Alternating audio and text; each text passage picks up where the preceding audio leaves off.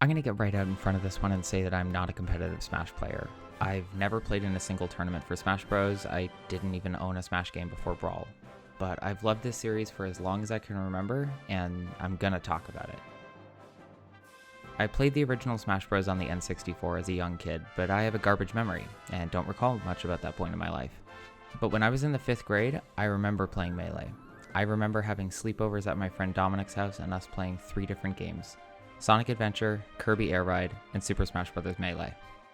Sonic Adventure was a game I remember playing all of once, glued to the TV trying to beat Chaos 2 after all my friends had fallen asleep hours earlier. In contrast, we played Kirby Air Ride for hours, trying to best each other in the Air Ride and City Trial modes. But the game I remember playing more than any other from those years is Melee. I remember the countless hours playing Kirby, spamming his down B and up B, and learning more about my friends' characters' movesets than my own because I refused to use anything but special moves. I remember how disputes over sleeping situations and snack rations would be settled through literal melee combat instead of just asking an adult to resolve it for us. So, I never competed in Melee, but my childhood was shaped by that game. My friends and I saw it as the pinnacle of party games. We found any and every excuse to play it whenever we were at Dominic's house, and even in the morning when most of our friend group was sitting around waiting for their moms to come pick them up, Dominic and I would bide our time playing Smash. I think, on some level, we knew that we were witnessing something truly amazing, something that wouldn't be seen again for a while. I don't take it lightly when I say that I think Smash Ultimate is the best game the series has given us so far. Melee purists will disagree with me. They'll say that Melee's advanced techniques add so much to the competitive scene, and any game missing those aspects can't come close to touching the perfection that is Melee. But I think to say that ignores some of the very fun and unique things that Ultimate has going for it, and it's not really fair to compare Ultimate to a game that's been a staple since 2001. It's objective fact that Ultimate's roster is the largest and most varied in the series' history. Saying that this uniquely massive roster is a clear upside for Ultimate over its predecessors is more subjective, and this is where I'm at. Certain newcomers like the Belmonts and King K. Rool are a thorn in my side, but I wouldn't see them removed from the game because they make it more fun and interesting than it would be without them. I would never play them, and I hate playing against them, but even if they are filthy projectile spammers, they bring a unique challenge and pull more people into the game, which are never bad things. Ultimate's roster is based on the phrase, "everyone is here," and it really shows when you go to the character select screen. Everyone really truly is here. While this has downsides, like the fact that about 10% of the roster is taken up by Fire Emblem characters, it has benefits too. Everybody, and I do mean everybody, who picks up Ultimate can find at least one character who matches their playstyle. For example, I'm generally a pretty aggressive player in Smash, so rushdown characters like Pikachu and Lucina work really well for me. I'm really not good with zoners, to the point where if I'm playing Pokemon Trainer, Ivysaur is my least used Pokemon, even though I know he's objectively the most useful one. My friend Damien is really good with zoners like Zelda and Link. This means that more than my other friends and more than playing online, when I play against Damien, I have to be much more aware of spacing, projectile speed, and wind-up animations.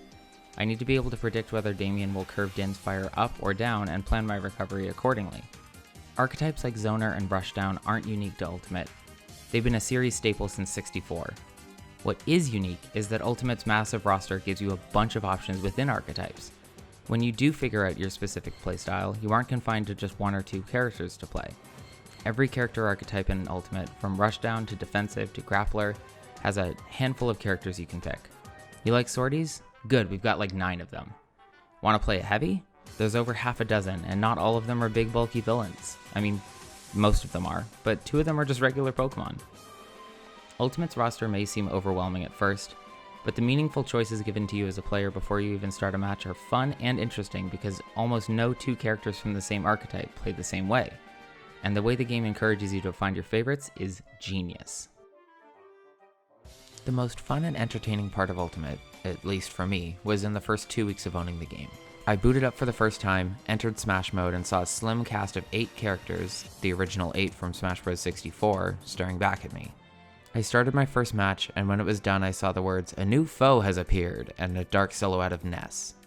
Immediately I thought about all of the characters I would be fighting, and got excited to unlock some of the characters I was most excited about playing in Ultimate, like Isabelle and Pokemon Trainer.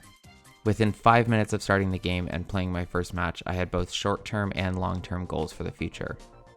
This pattern of fighting CPUs or friends and being approached by challengers, unlocking new characters and fleshing out the character select screen in the process lasted about 2 weeks. Most players might look at this unlocking process and see a daunting grind of playing characters they don't know or play very often in order to unlock their favorites, but I think this was the most fun part of Ultimate, at least until I started teaching myself more advanced techniques. I was glued to the game until I had unlocked every character available, and I just created a new user profile on my Switch so I can do the whole unlocking process over again. It was that fun. Smash 4 had 8 characters that needed to be unlocked. Brawl had 14, Melee had 11, 64 had 4. Ultimate has 63. I loved coming back to Ultimate every day, sometimes multiple times a day, to unlock new characters. More than Melee through 4, it recaptured the feeling from 64 of expanding the roster. That's why it was so fun for me to make damn sure I unlocked every character available. With 64 being the first game in the series, it wasn't a given that Smash games would have characters that could be unlocked. I remember the first time I played Smash 64, seeing the blacked out characters on the character select screen, and realizing there was more content for me there. Obviously my experience with Ultimate is markedly different, as all the promotion for the game made it clear there would be dozens of fighters to choose from. Turning on the game and only seeing the original 8 characters made me immediately realize, oh shit, I have to work for the rest of these. That was such an exciting realization to make, and even more exciting was the realization that I could watch all the fighters in Ultimate played at the competitive level. I can't stress this enough. I love competitive Melee. As someone who's never owned a GameCube and, as a result, never owned Melee, my main experience with the game since moving away from Dominic and his copy has been as a viewer of the competitive scene. In the 9 months leading up to Ultimate's release, competitive Melee was almost all I watched, as my partner will attest. I could watch Axe 4-Stock Silent Wolf at EVO or Hungrybox Disrespect Rest Mewtwo King any day. D1 shouting is burned into my brain. Watching competitive Melee taught me more about Smash than years of playing ever did, because competitive players are creative and risk-taking with their play in a way that casual players just aren't. When you know every aspect of your fighter, when you can perform the most difficult techniques available to you with nearly 100% consistency, you can lab out creative combos and get yourself into, and out of, situations that would kill a casual player. Watching competitive Smash scratches the same itch as watching speedruns for me, probably because they have very similar roots. I get to watch someone who is one of the best in the world at what they do after hundreds of hours of practice, achieving something I don't think I ever will. And here's the thing, ever since Ultimate's release, I'd rather watch professional Ultimate than Melee. Don't get me wrong, I still think Melee is important and is worth playing in tournaments. But watching Zero's 2.0 tier list made me realize something.